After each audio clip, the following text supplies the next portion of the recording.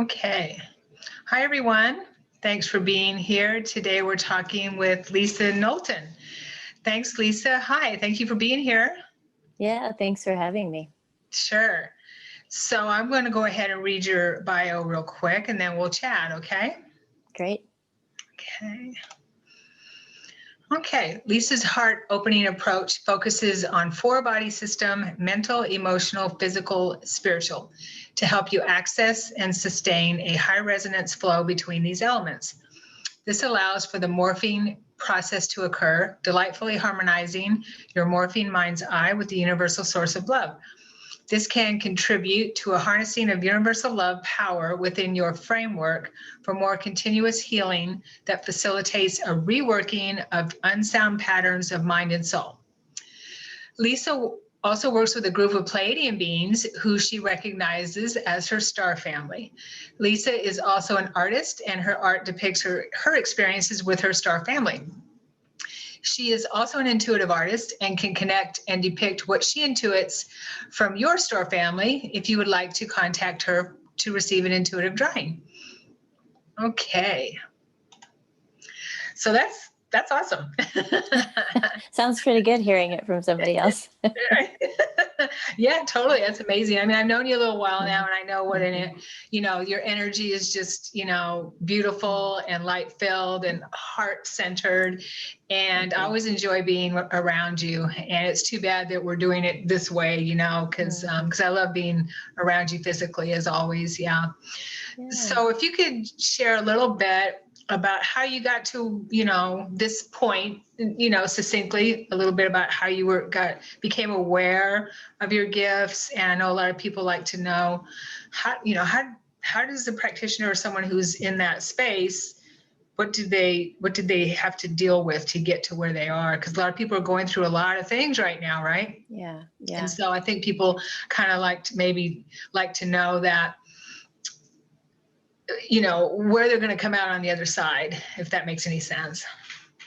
Yeah, it's a great question. And for me, I have had a hard time trusting myself and really just believing in who I really am. I think probably a lot of people do. And as the energy of our universe and our planet starts to shift and change, there's like an almost really necessary occurrence for a lot of people to expose the parts of themselves that might seem unusual or different than what we are used to exposing ourselves to. Those, I'm sort of thinking back in time to these historical points, and some of it's, feminism, some of it's, patriarchy, and, sort of the fall of the guru that's happening right now, which leads me to having spent 25 years practicing yoga and 20 years teaching yoga. So I became, I love the human body. I could just, daydream about all the I want to say idiosyncrasies, but the fascinating way that our human body functions in and of itself, in just the physiological and the biological part. But then there's the emotional aspect, and then how our psychological aspect, or how we think. And then there's the energy body and all this other stuff that most people don't give a lot of attention to, maybe more so these days. And so as a yoga teacher, I was taught to be very careful with my students and not make, severe adjustments with anybody. So I had very good teachers. But as I became more comfortable and caring towards my students, I would touch them with an open hand. And I found myself really naturally saying in my mind, I love you, right before I put my hands on them. And they're, if I could observe a student and try to teach them how to manipulate their shoulders or relax here and there just by using words, there were a lot of times where they couldn't actually make those things happen, probably for a lot of reasons that I'm not going to go into the details about right now. But when I would lay my hands on them, not only would it affect their shoulder system, but I could feel, and they could feel, that it was affecting like every part of them. Wow. So people started saying to me, wow, you should be a massage therapist. And I was always like, I don't want to be a massage therapist. um, so That seems like a then lot of work to me. yeah, I know. And I really enjoyed the platform of always having, there were a lot of times I had the same students in front of me, but how I worked with them, I was starting to become more aware of my intuitive ability to tune into them in a way that they didn't even know I was doing until after the class. And they would be like, wow, you totally knew what I needed today. And I'm not saying I'm the only teacher like that, but I did end up having a small studio of my own out of the house I was living in. And I had regular students that would come on Tuesday and then a different group on Wednesday and so forth. And I started noticing that I would spend the first hour before they arrived remembering who was coming usually. And I just really naturally was paying attention to, not even a lot of attention, not acute attention, but I was tapping into what I would say now is like their energy bodies, and most of them had the intention of coming. So it was like I was feeling, the energy that was flowing towards the studio and me at that time. So by the time they got there, I would do the normal yoga teacher thing and say, so, how's everybody feeling today? And I would get the typical, oh, my neck, my shoulders, my lower back. But I was also paying attention to the conversations they were having. And I started teaching according to what I intuited before they arrived, and almost even just kind of slightly ignoring the neck and the shoulders. Or I was adding the intuitive part to, well, maybe the neck and shoulders aren't really just suffering because of how they sit at work, and I started paying attention to their conversations because I wanted to know what was maybe going on in their personal life and how that was adding to the stress of the shoulders.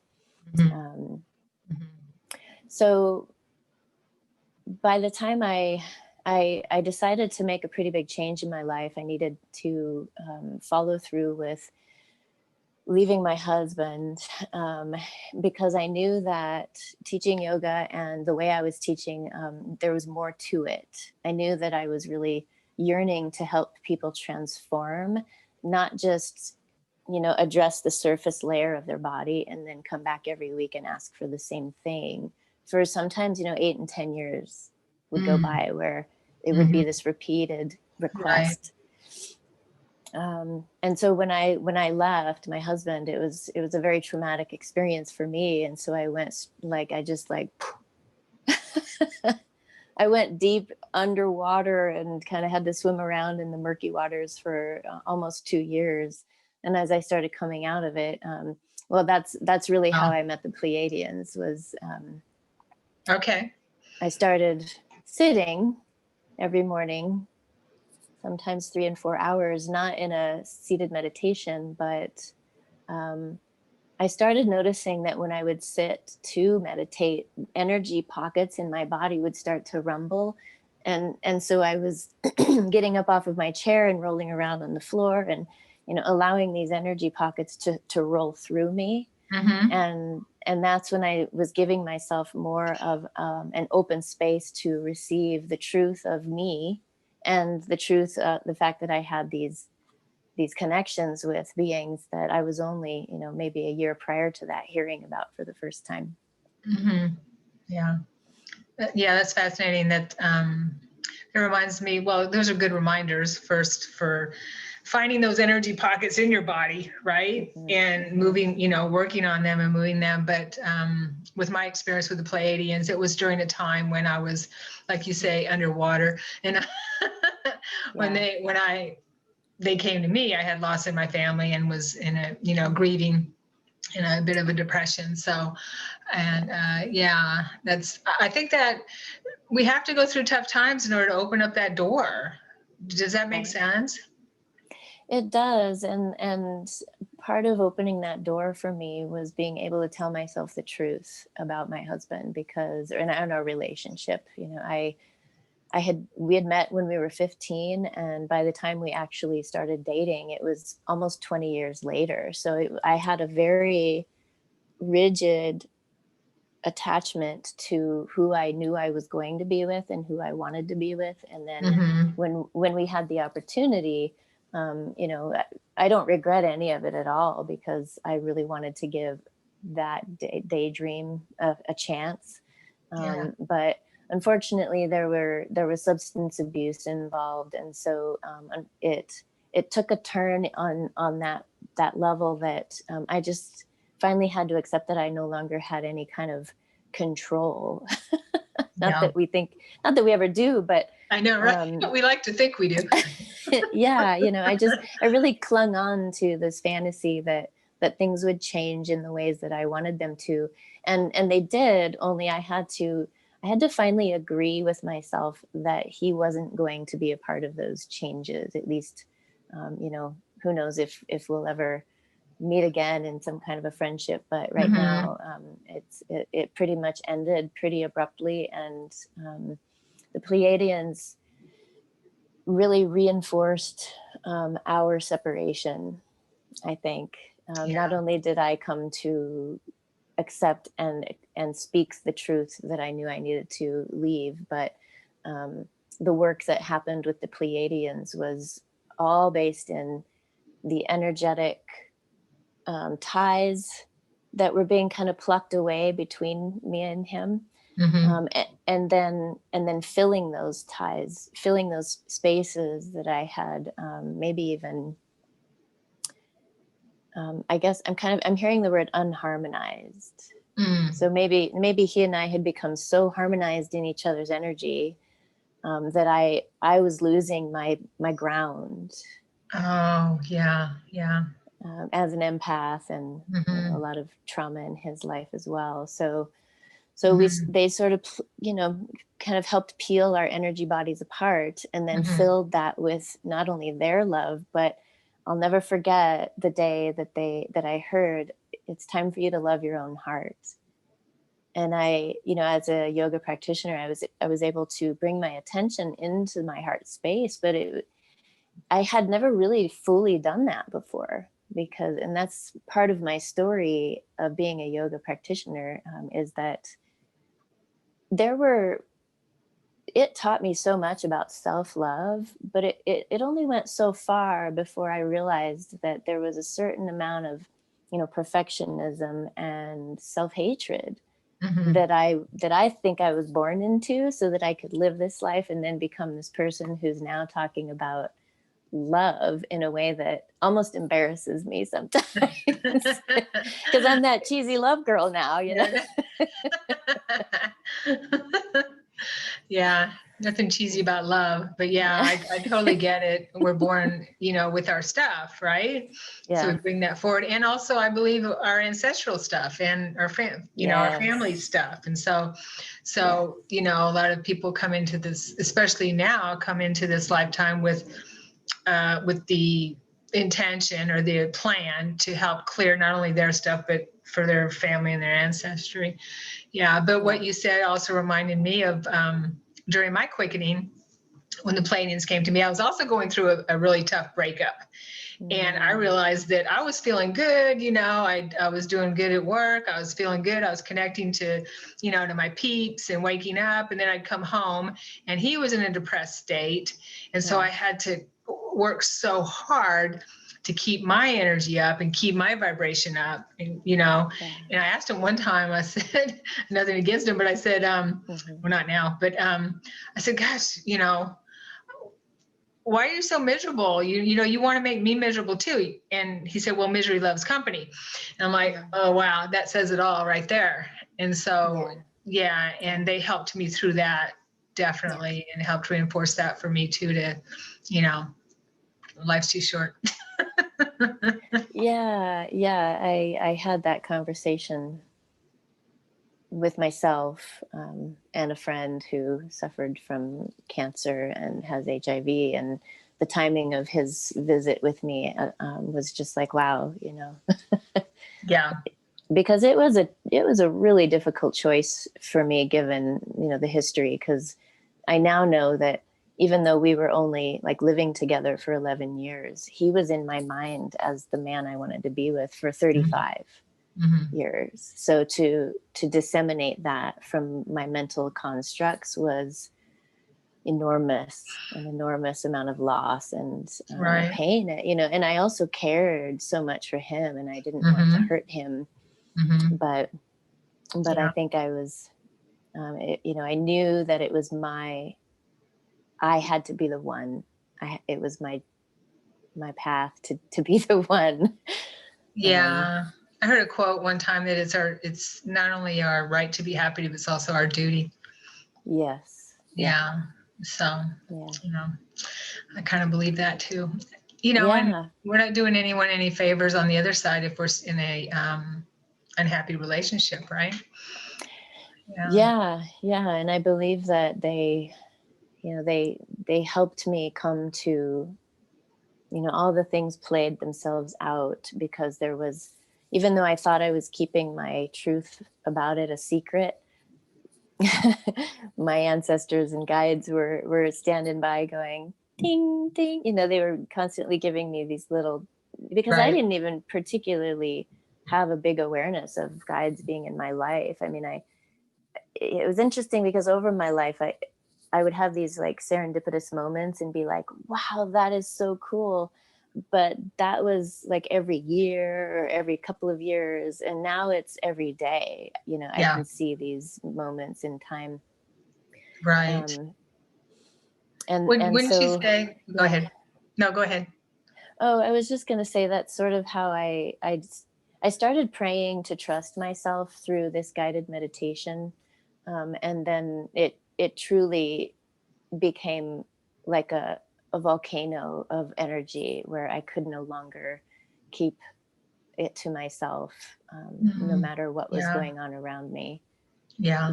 There was a lot of people who didn't want me to leave him, not just him. Well, right. People like to hang on to the old, their comfort zone for sure. Yeah.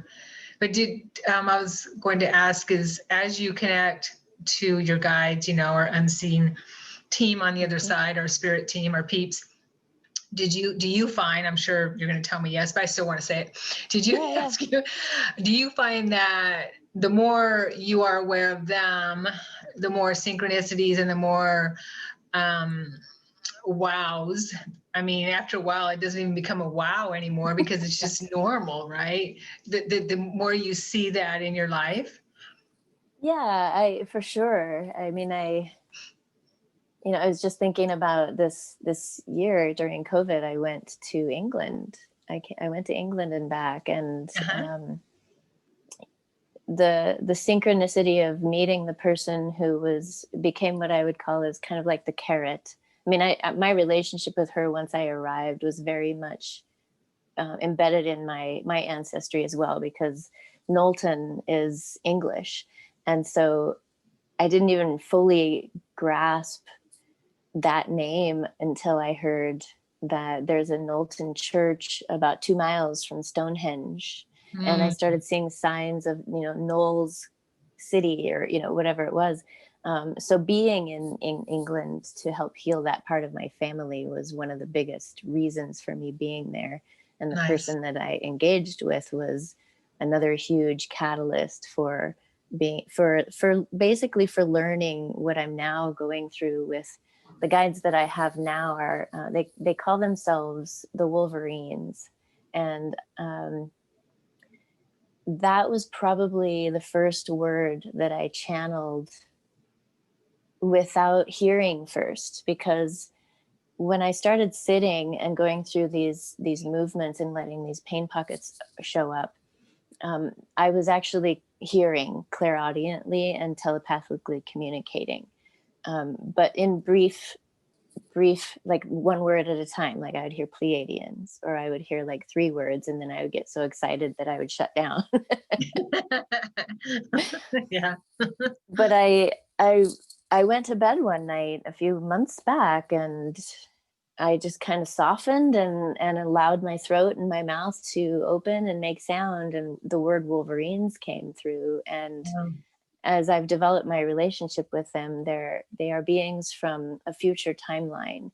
And so what they've explained to me, and I'm still working on being comfortable with them, but is not only does the Wolverine animal represent certain characteristics that I'm being asked to play with because of my feelings of being kind of shy and kind of an outcast, and the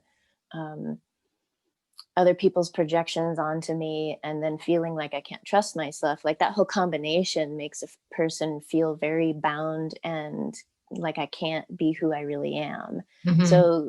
So they've coined this term morphing, which I say in my bio, because even as a yoga teacher, I really had to adjust to the idea that the traditional ideas that are that have come forward with us up until this point we have to loosen our grip on those ideas a little bit, because things are changing in a way that the Wolverines are basically suggesting we can create a world that we have never lived in before, and that maybe in other lifetimes that we've tried and tried and tried, but there's more of a possibility of us living in more of a, and I'm going to say it, more of a like a utopia than ever before. And so that's basically where they kind of come from, is a timeline where they're living in a way that is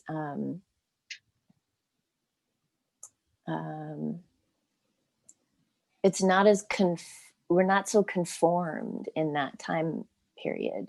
So the morphing process is a technique to help people provide themselves with more of an adjustment to their frequency, but also become unconfined by the religious beliefs, patriarchy, anything that keeps us limited and bound in ways where we don't feel free. More and flexible, more free flowing, I guess, is and flexible is a good term, because it completely has changed the way that I hold my body and the way that I walk. I had a pair of boots that I wore out for like 2 years or something, and when I went to England, I thought I was going to be gone for a long time, so I didn't bring them. And when I came back and started walking in them, I realized that I was scuffing the outer edge of the heel of those boots, and I don't walk like that anymore. So therefore, the mind, the emotions, the body, the energy body, and how all those little traps that keep us from feeling this sense of freedom on the planet right now, work themselves out through morphing. I love that. That's amazing. Yeah. I found that also what you talked about, the utopia of where these beings, exist in, is, of course, where we're moving toward, as long as we're working on ourselves, right, as a collective, hopefully. But I've also heard that, or what I've understood from them, is they were at this point that we're at one time, right? I kind of feel like they're maybe even our future selves, right? Right. So they've gone through all this. They understand, a lot of them, what we're dealing with. And so, because we live in, cycles, we exist in cycles, right? And so they're just kind of helping us along, because they know what we're dealing with. They've done this already, been there, done that kind of thing. And so, does that make sense? It totally does. And it sort of blows my mind, and it makes me feel, I suffer from, and I'm reading about imposter syndrome right now. I understand that. Yeah. So it humbles me to feel like I don't feel so special that I want to go out and like brag about it. But there's this part of me that's like, wow, like if I can't or don't trust that what I'm being told has some truth to it, then then I don't feel like I'm really living as fully as I could, Mhm. because there is this key part of me, and it's probably very linked to my heart, but also how they've taught me how to morph my mind's eye, and I can go into that a little bit. Mhm. But that it's given me more hope and more of an ability to not just dream fluffy dreams and then not make them happen, but build what I'm recently talking more easily about is like a fractal system Mhm. that that links me to the, almost like more of a higher chance. So the morphing of the mind's eye is all about, like, a couple days ago I had an interaction with somebody and I became extremely hurt and offended, and I spent a long time being hurt and offended. And my Wolverines, they're very rigorous with this technique of being able to morph my mind's eye. So basically, I might perceive something and I'm maybe projecting onto somebody what might be happening, and then I take it as an insult or something. Mhm. And then I feel paralyzed. Like I go into this like full on contraction all over me because of a perception, right? That comes from Mhm. how I saw what was happening. So the morphing process is all about developing an awareness of the love energy, true love energy that lives in my heart, and allowing the energy to rise Mm. and lift Mhm. off the insult, Mhm. because the insult is sort of more of a, all of my life somebody was insulting me, and then it becomes this like trigger. Mhm. But the truth of the situation is the person loves me and cares for me. They weren't intending on insulting me, even if something might be happening with them that is triggering them. But it's my responsibility to remember and trust that the truth of the situation is that I'm loved and cared for. Right. But in the past, I've had a lot of people, especially being in the yoga community, try to use words.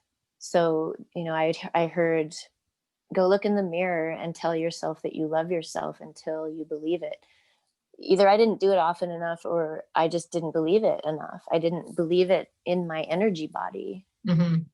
So these Wolverines have come through to provide something that's very unique to me, but possibly even just a little bit skewed from what we've been given from our meditations over the thousands of years, and Mhm. these ancient scripts that we've been carrying forward for a really long Right. time. So for me, that rather than change my thought, I'm changing my energy form. Totally. And Yeah. then I'm at a stage now where not only am I just I'm getting to be more open, but now I have to learn how to project that. So that fractal system of visualizing whatever it is that I am hoping for, and then like linking up to this future. If Nice. that makes sense, it's kind of hard to No, that explain. it makes sense to me. Definitely, I actually use fractal imaging for my chakras in my meditations. Yeah, especially my third eye. Yeah, or my brow chakra. Yeah, it Yeah. makes sense to me. And because that's what we're doing, we're creating a hologram, basically, right? A Yes. holographic Yeah. reality all the Yeah. time. And if we do it consciously, it helps. It helps a lot. Yeah. So to have that Right. imaging is really amazing. Yeah. Thanks for sharing that. Yeah. Yeah, and something that I've had to kind of grasp too is I don't know if it's basically because I'm not particularly used to being conscious of what I'm projecting. There's I can actually hope for. My example lately is I love bikes. I love riding bikes, and so for the longest time, I've wanted this road bike and I've never been able to get it for a number of reasons. but it's actually a projection of, it's sort of a limiting projection, you know. So part of what the Wolverines are teaching me is to allow my morphing mind to morph enough to actually show me what I can have, Mm-hmm. instead of starting somewhere down here and Mm-hmm. expecting the things that I want, and then trying to throw that out into the future and hope that I get that.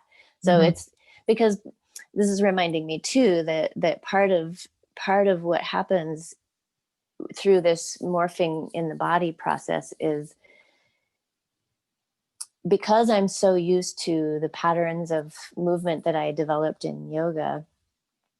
Not only did I stop doing yoga for 2 years because that was being asked of me, but when I started moving again, they asked me to go into my mind's eye and connect to my body from my mind's eye, which I can't say that I wasn't doing before, but it provided an opening of, I didn't have any expectations. And so the first time I experienced it, I saw a lightning bolt from my mind's eye that went down through the left side of my body down to the left inside of my foot.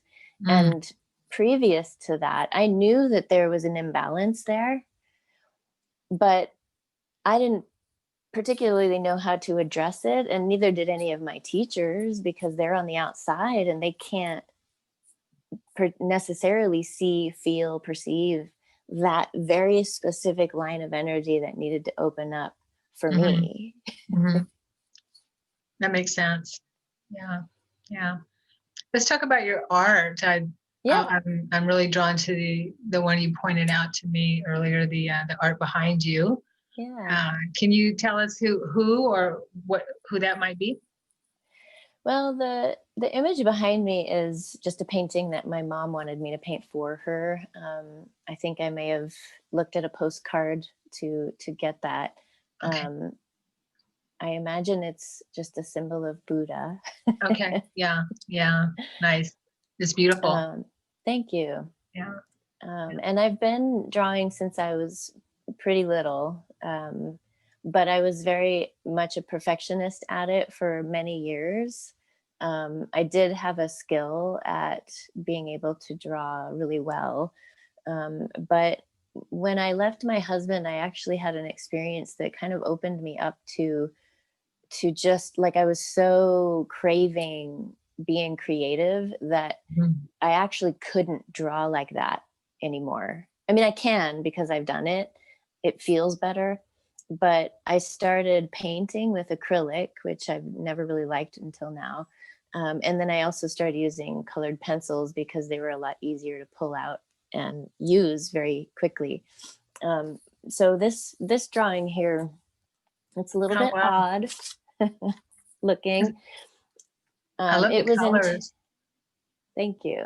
Mm-hmm. It was intuitive because I literally just picked up colors and I started drawing. And Mm-hmm. I was in this very repetitive motion of this line right here. Like, I have many drawings where I would start with this center line. And so Mm-hmm. this one just expanded out into, I just started making sort of swirling motions. And then I started stepping back from it and I saw this like a body shape. And it occurred to me that I was drawing myself.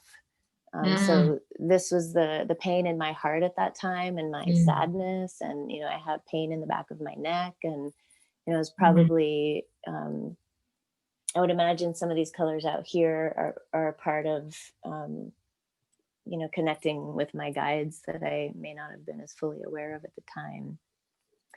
Um, I picked out another one that's a more recent pain drawing, not quite as intense, but I was practicing yoga, I think, just a little bit. I still kind of tap into the poses a little to start sometimes. But this one, I'll just bring it up first and then talk about it. Oh wow. It's how I stand.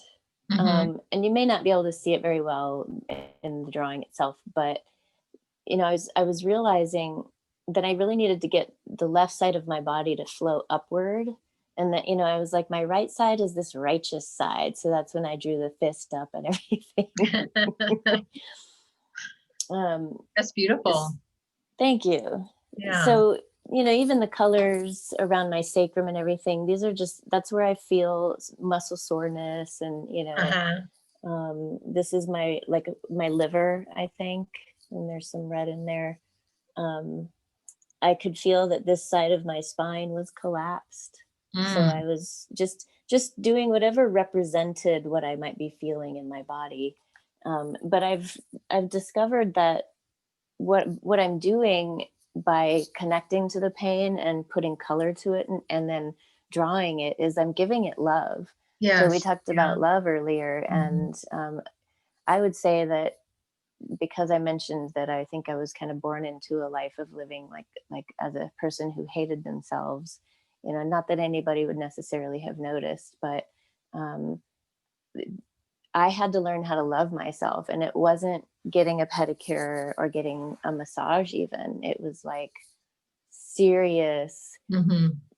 like I lost everything. I didn't just lose my relationship with my husband. I lost friendships and money Mhm. and items. And, you know, Mhm. I just, like, everything. I lost even my body, because my body was fit and firm. And after 2.5 years of not doing yoga, or even really even being able to walk very quickly or run like I used to, I'm a lot softer. I don't have a lot of muscle. And I know that my, you know, because I have a Bachelor of Science degree in exercise science, and so I understand that it's important that I can't just let myself go. Right. Um, so I know that my strength will come back, but it's not going to be out of my incessant um, striving to be perfect. Mhm. So That's that's good. kind Yeah. of how my drawings started to come out too, is I stopped trying to make them so perfect. That's Um, awesome. So it's a transformation. It sounds like it's a transformation of who you were to who you are now. Yeah. I mean, we go through that hopefully in a few times in our life, right? Yeah, yeah. but that sounds like a very big transformation. Um, I really like the fact that you use color in your drawings. When I first started uh, waking up, whatever you want to call it, my guys were working with Yeah. me. I was working with people with color therapy and using, Oh, different colors for different chakra, where I would tune into their chakras or tune into their energy field or whatever, and use those colors and with the swirling like you were talking about. And yeah. I don't have the skills that you do, definitely not, but I always loved using colors, and I don't do that anymore. I wish I would, but just, and feel, and you could, and, clients were really happy with you could feel, I'm sure you can feel the release Hmm. as you're working with a client that way. I mean, Right. even of course in ourselves too, but even when you're connecting to a client, color therapy is really amazing, I think. Yeah. Yeah. Yeah. I've only actually done one. I did one pain drawing for a client, and I really don't know the results, Mm. in terms of, like, because she wasn't real sure what it meant, but I was okay with that because I wasn't even sure either. Always trust um, them. Yeah. yeah, yeah, exactly. So Yeah. this was hers, actually. Oh, wow. I'm not going to get too close because there's some Right. No, content, yeah. but But it's um, beautiful. Yeah. yeah, but she had a really open third eye that she wasn't quite certain of. So I found this part to be probably the most significant. Hmm. But I I actually want to do some kind of a workshop with people where I help them draw their pain so that they can be a participant in that process. Nice. Yeah. But you mentioned before working with the Pleiadians, Mhm. with my drawings, and I'm trying to verify if it was the Pleiadians. It might, I think when I was drawing these, I was also working with the Lyrans. Okay. Um, but I sat down to draw one day and they said, use your left hand and close your eyes. Yeah. I'm right-handed. Yeah, same here. Yeah, I've been guided to do that too. Yeah. So I did, and it was, there's so many times where I want to do that again, but I feel like I'm just going to get in the way, so I don't. But I drew a line, and then I opened my eyes, and I think what I have an ability to do is I can see the rest of the drawing before it's on paper. So with the start of a line, and then I can see the rest of it. And I'm pretty sure this was one of the first times Oh, that I wow. did that. That's amazing. And That's beautiful. And then I did it with this one that turned out to be more of a connection to a time that I had been with the Lyrans. And so, this, I want to let people know that this isn't necessarily exactly what Lyrans looked like, but this is my interpretation of what it felt like to be hurt and saddened by a period of time when we had tried to fight for love and it failed in some way. Right. So in the distance, you can kind of see, like, it's very subtle. It's just color of, it's like blood kind of flowing this way, and then smoke. Yeah. Like a war had just happened in the distance. The galactic wars. Yeah. Yeah. Mm-hmm. And I have memory about those. Yeah, they're horrible, horrible stuff. Yeah. Yeah. The galactic wars. That's a really nice depiction of it, to be honest. Yeah. Oh, that just I just got completely overwhelmed with heat when you said that. I don't know if overwhelmed is the right word to use. Going up, okay. Yeah. Yeah. But I still have this pain in my neck sometimes. I feel like a lot of it has been addressed since then, but so I feel very honored, to be coming into this part of my life and being more free with who I am in these ways, because I think those people who might be listening to this who haven't yet found a group of people to talk to about it, or be open about it with, I think it's important that they know that we're out there. Totally, yeah. I wanted to mention one thing you said about the pain in your neck.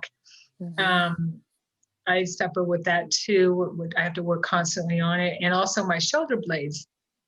And I use the massage cups, right? And when I'm not seeing my massage therapist in between, and one time I had my massage cups on my shoulder blades, I looked in the mirror and I realized, oh my gosh, I got this strong impression that my wings were cut off, because I saw that, and that was causing so much agony in my shoulder blades that from then on I see my wings now. I visualize my wings, and they just get bigger and more beautiful as I visualize them. And I think a lot of us have that. I do too. Yeah. And that's one reason why I have committed to never teach yoga the way that I did before. Not because I don't have respect for it, but because I know now that people aren't just experiencing neck pain from sitting at a computer. Right. It's contributing, but I also think that it part of the intention for it being a contributing factor is to bring their attention to it.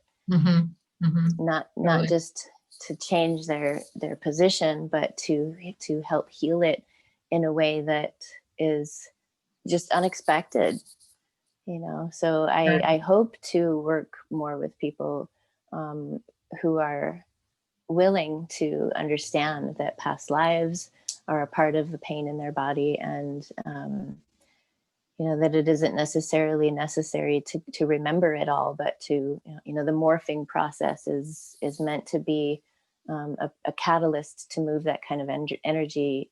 What I'm gathering is a little more quickly than we've been used to. Yeah, perfect. And the energy's speeding up now, so no time like the present, I right? know, right. Well, thank you for talking with me, Lisa. It's Yeah. always a pleasure to see you and chat, and we'll have to do this again. Yeah, yeah. And thank you. Mhm.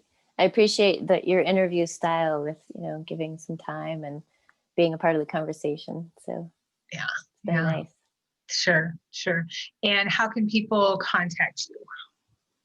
Right now, my email is lisa@breathofyoga.net. And that is also a website that is probably within the next year going to be taken down. I have a one-page, more of a glorified business card at this point that it will include what we talked about versus my just yoga stuff. Um, but on Facebook and Instagram, I'm Lisa Love Warrior. And Facebook, I have a business page called Love Warrior Way. And that's just more of what I'm doing today versus breath of yoga, which I've had for at least 15 of the 20 years that I taught. So it's changed. Nice, nice. And people can contact you if they want a session, if they want an artistic rendering. Um, Yeah. yeah. So, okay, Yeah. And cool. I also do illuminating heart readings is kind of what I was doing when you and I met, which, because love is the premise for everything that I've really talked about. It The morphing process helps people who maybe were like me and they didn't quite hear their heart, or because grief and other emotions can bury the voice of the heart. Right, So right. Perfect. Okay. Well, I hope you have a lovely day, and don't go thanks. away, actually. Thank you, Sure. everyone, for being here, and I hope that you have a lovely day, and we'll see you again soon.